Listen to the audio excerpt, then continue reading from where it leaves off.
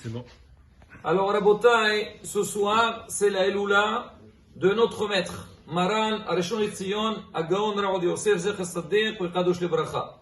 Si maintenant, vous voulez voir du monde, il faut aller sur place. Donc là-bas, à Yerushalayim, à Sanhedria, donc vous allez voir, j'ai rien vu, mais en tous les cas, c'est sûr et certain, vous allez là-bas, vous allez voir vraiment un grand monde, surtout ce soir. Donc il y a sa Eloula, elle est organisée partout, même en France. Donc ce soir, celui qui veut, il y a à Henri Merger, il y a le Rav Abraham Yosef, son fils, Shibadi Rahim Toim Baroukim, il est là, donc il va parler ce soir donc de son père. Alors je vais vous lire quelques mots, ça c'est rapporté dans le livre de, on fait à la Réoumit, qui nous envoie Rabbi Hanan Cohen, des mots de Rosh Yeshiva. Il dit comme ça, il dit sur Maran, Gadol Apostel Bador Aharon, c'est un des grands décisionnaires dans notre génération.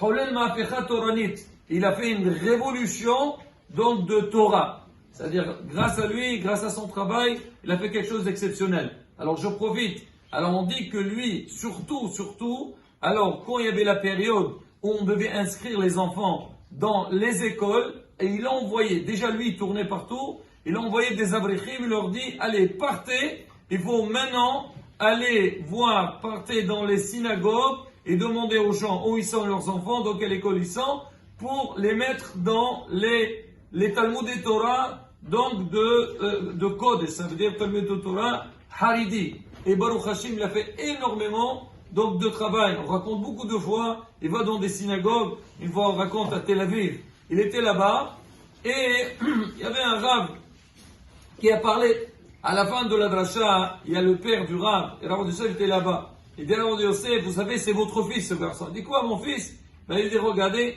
le monsieur, il a dit, il n'était pas du tout religieux. Et donc, bien sûr, ses enfants, ils étaient dans des écoles qui n'étaient pas trop religieuses. Et Rav Yosef, il est venu, il a commencé à parler qu'on a une obligation de mettre nos enfants dans les écoles où il y a l'Imoudat Torah, Al-Tarat Kodesh. Et il a été mashpia. Alors le père, il dit, il a inscrit son fils, et grâce à ça, Baruch Hashem, il est devenu, donc son fils, un grand Talmid Hacham. Pareil aussi, on sait que Baruch Hashem, donc la Torah, donc Ashkenaz, on sait qu'elle est connue, les Ashkenazim, donc on va dire, donc ils sont partout. Alors que les Sfaradim, ils sont plus tsnu'im, ils sont un peu en cachette, et lui il a montré. Alors moi je vous rappelle, une fois on était, surtout à l'époque en Israël quand chasse elle a commencé, il faisait des hatzarot. C'est quoi hatzarot? Des rassemblements. Et alors il y avait, c'est qui venait? On appelait Rav Yosef Herbe Meir Mazouz. Alors ils venaient Shalita, ils ont parlé. Alors à la fin ils ont dit, Bisrout, Maran, à cause de Rav Yosef, et aussi de Rav Meir Mazouz, qu'aujourd'hui connaît des Sfaradim. Ça ne veut pas dire que Ashkenaz différence, mais en tous les cas, pour dire qu'il y a d'autres Sfarad, qu'elle était tellement discrète, qu'il a donné, et ça a donné beaucoup de force. Et les Sfaradim, ils se sont donnés, donc le Limoud, dans le développement de la Torah, Baruch Hashem, donc ça a fait une grande asra pour le Ham Israël. Alors il raconte sur lui, il dit que c'est une grosse perte qu'on a perdue, mais on a au moins une Nehama. Pour le Rav Rabbi Mazouz, il dit qu'il a laissé derrière lui, donc des Sfarim. Vous savez combien de livres il a laissé, Nahem? D'après toi? 1800. La Alors il dit 55 livres. Bon, il dit, attendez, il dit jusqu'à là, Rabota et là, ça a été écrit, donc il y a 2-3 ans en arrière, mais maintenant encore tous les livres qu'il y a aujourd'hui, ils sont combien il a sorti? Et bien sûr, tous les cours qu'il a laissés, les kalatot, c'est-à-dire les disques, mais quoi qu'il arrive, Rabotai, sur ce niveau, donc de Afatzat Torah, du développement de la Torah, c'était quelque chose d'inimaginable. Et même, ce que beaucoup s'étonnent, ils disent comment c'est possible qu'un rab pareil, qui a donné tellement des shiurim partout, il a pu écrire tout ce qu'il a écrit. C'est-à-dire, normalement, quelqu'un qui tourne pour donner des cours, il n'a pas le temps, il rentre à la maison fatigué, il n'a pas la tête pour étudier. Et lui, malgré tout ça, il écrivait énormément. Alors son fils, il raconte, Rabbi Ishaq Yosef, il dit une fois, alors on leur a offert de passer quelques jours à l'hôtel à Tveria. Et ils ont dit au Rav, voilà, toute la famille est invitée. Il dit non, j'ai rien à faire là-bas, je préfère rester chez moi à la maison, ma synagogue. À la fin, il a accepté. Ils sont partis, il arrive à Tveria, même pas un quart d'heure après, il leur a dit, écoutez, ramenez-moi, je veux rentrer à la maison. On dit pourquoi? Il leur a dit, dites-moi, mais qu'est-ce qu'il y a ici? Mais ici, c'est vide. Moi, si j'ai pas ma sifria, si j'ai pas tous mes livres, moi, je peux pas rester. Non, non, non, non, ça m'intéresse pas. Ni le paysage, ni l'hôtel. Je veux rentrer chez moi. Il est rentré chez lui à la maison. Pour dire à la bataille, sa vie, c'était quoi? C'était la Torah. Maintenant, la chose qui était, beaucoup parlent de ça, que malgré sa grandeur dans la Torah, il avait quelque chose d'exceptionnel. C'était un Avrahman. Il était très miséricordieux. Alors, déjà, toutes les histoires qu'on raconte sur lui, surtout au niveau du psar, il a touché tous les domaines de la Torah, ça c'est clair. Et comment il a dit, seulement le nombre de livres qu'il cite dans tous les Shilot ou Tshuvot, déjà seulement de les lire, déjà c'est compliqué. Alors tout ce qui est à l'intérieur, qu'est-ce qu'il a cherché? C'est encore, on va dire, un travail gigantesque. Alors maintenant, la chose qu'il a pris sur lui la tâche, et là, c'est qui l'a forcé de faire ça? C'est les politiciens israéliens. Ils lui ont dit, Rav, c'est vous que vous devez prendre en charge ce point-là. C'était quoi? C'est quelle question? La Sheila des Agonot. Malheureusement en Israël, avec toutes les guerres, il y avait beaucoup de voix. Il y a des soldats, ils sont partis, ils sont pas rentrés. Ils savent pas leurs femmes, est-ce qu'elles ont droit de se remarier ou pas. Une femme qui n'a pas une idout, un témoignage que son mari il est niftar, elle n'a pas le droit, peut-être qu'il est en vie. Et ils sont venus le voir. Alors ils lui ont dit, Rav, on veut que c'est vous prenez ça en main, vous traitez. Il n'a pas voulu dire non, c'est pas. Ils lui ont dit, il n'y a que vous. Ils lui ont dit, qu'est-ce qui se passe? Pourquoi? Ils ont dit, parce qu'on sait que toi, tu as peur de rien, et quand tu tranches, tu tranches. Alors on raconte, son fils, il a raconté, il a débloqué 950 femmes qui étaient, alors imaginez, 950 que leurs maris sont partis, ils ne sont pas revenus. Alors, malheureusement. Alors on dit, alors son shamash, Rabbi Tzvi Hakak, il raconte, alors lui, il a fait des shirot ou tshuvot, il a été matir.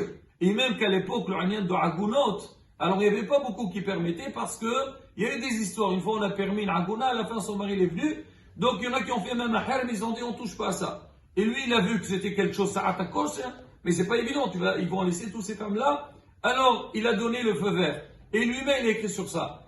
Alors, il dit que 950 cas, il y avait un, le Rav, il avait du mal à trancher. Il avait du mal à trancher. À la fin, il a dit non, je ne peux pas signer sur ce cas-là que la femme, elle peut se remarier. Mais qu'est-ce qu'il y a là? Vous avez tellement permis de femmes, et celle-là, qu'est-ce qu'il y a en plus? C'est pas, il a dit, j'ai pas envie de traiter le sujet. Il a fait des shirot ou tshuvot, et il a vu selon la recherche, l'analyse qu'il a fait, il avait la possibilité de la libérer, il n'a pas voulu. Bon, ils ont mis de côté le dossier. Alors on raconte que 5 ans plus tard, son mari il est revenu.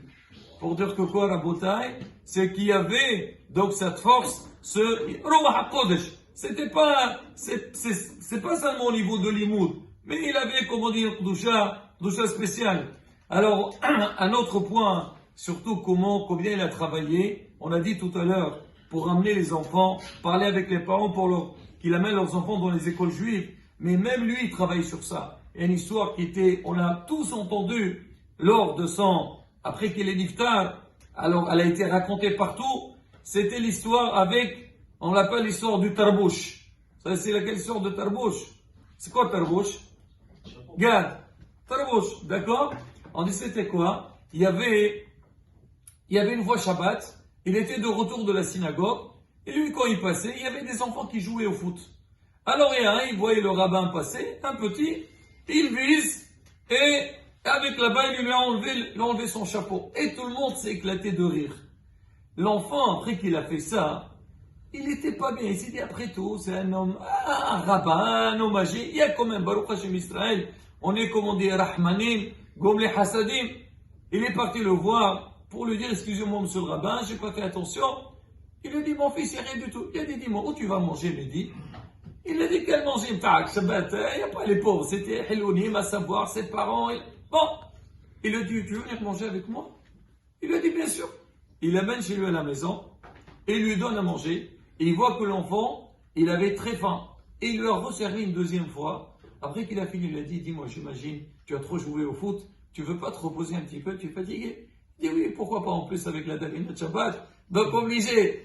L'enfant il a dormi, il est resté jusqu'à samedi soir. Après samedi soir, ils ont fait l'Abdallah. Le Rav lui dit, dis-moi, où tu vas aller maintenant? Il dit, ben, vous savez, samedi soir, tu prends une caresse. Qu'est-ce que c'est quoi?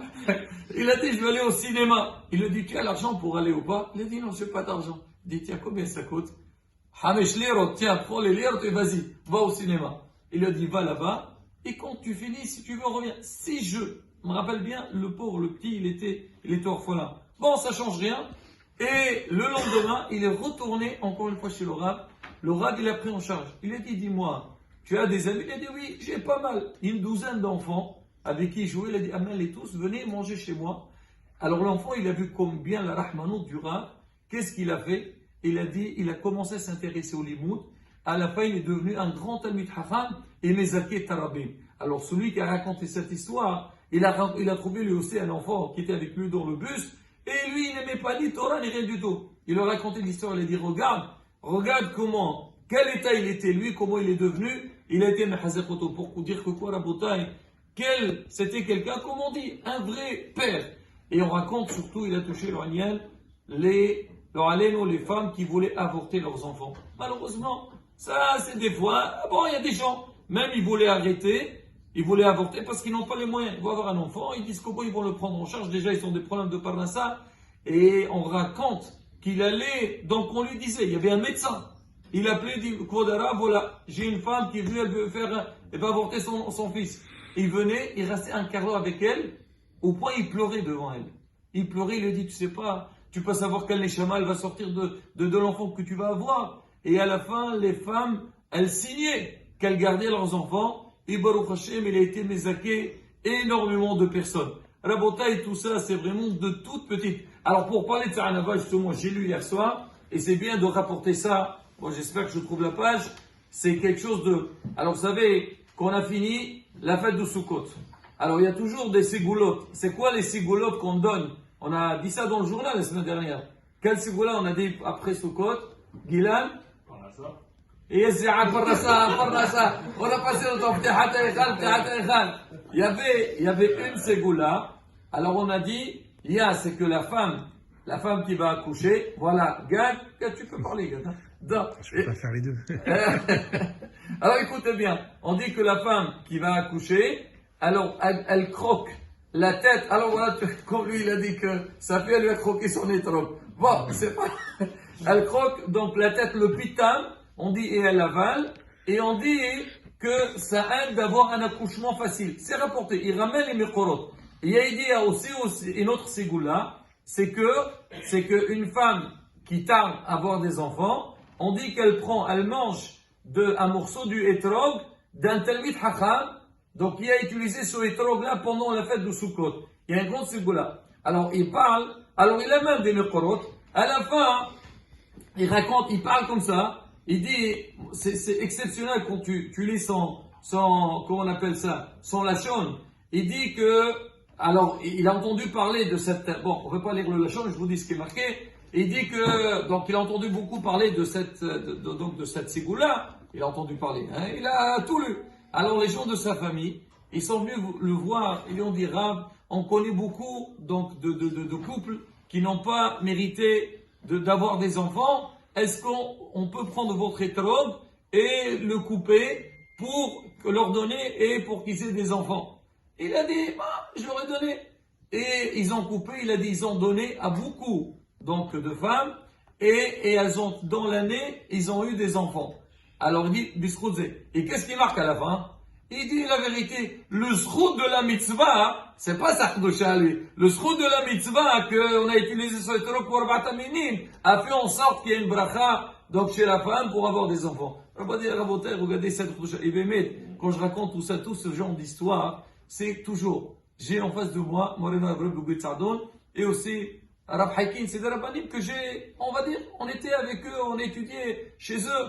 Et c'est ça la grandeur des Talmid Chachamim. Toujours à la beauté, il faut savoir. Les Hilolot, en ce moment, on parle beaucoup. Baruch Hashem, c'est important de parler des tzadikim, voir leur vie, et essayer d'apprendre. Mais le plus important, c'est que bien sûr, aller pèleriner les tzadikim, faire des filotes que eux, ils prient pour nous dans le ciel. mais surtout, voilà, je finis avec ça. Il raconte, aujourd'hui, il y a plein de livres qui sont sortis sur lui. Alors, il raconte, il dit que quand il va dans les shivot, alors il va chez les bahourim, jeunes. Il leur parlait. Alors, quand il fait de rachat, on connaît un peu ces drachot qui commencent à sortir tous les sfarim. Il dépasse, il est plus fort que l'ordinateur, d'accord? Et il leur dit, j'imagine que tous vous êtes en train de dire, ah, si j'avais le cerveau de Rav Ovadia Yosef, je serais devenu un Rav Ovadia Yosef. Il leur dit, vous vous trompez. Sachez que Rav Ovadia Yosef, au début, il était comme tous ceux qui n'arrivaient pas à étudier. Lui aussi, il avait beaucoup de mal à comprendre. C'était pas du tout évident. Mais comment il a réussi à grimper et monter, Bisrout à Amal. Quand l'homme, il se renforce dans le Moudà Torah. Ça ne tombe pas du ciel. L'homme, il peut pas avoir la Torah comme ça. Il faut s'investir. Que ce soit dans les Moudà Torah, même dans les Ma'asim Tovim, la Tfila aussi. Quand le matin, si moi je me dis pas dans ma tête, le matin, même si je suis fatigué, ça y est, je saute dans mon lit, je viens à la synagogue, tu viendras, je suis fatigué. Mais monsieur, tu vois, même que si tu es fatigué, quand tu as la volonté, tu arrives. Les mots de la Torah, c'est pareil. Dans tous les animaux de la Torah, ils rassemblent, ce soir, donc, on n'oublie pas d'allumer une bougie, et faire des pilotes, que lui, il palèle sur le plan d'Israël, sur le monde entier, qu'il y aura la paix et la Géoula, je sais même, Amen.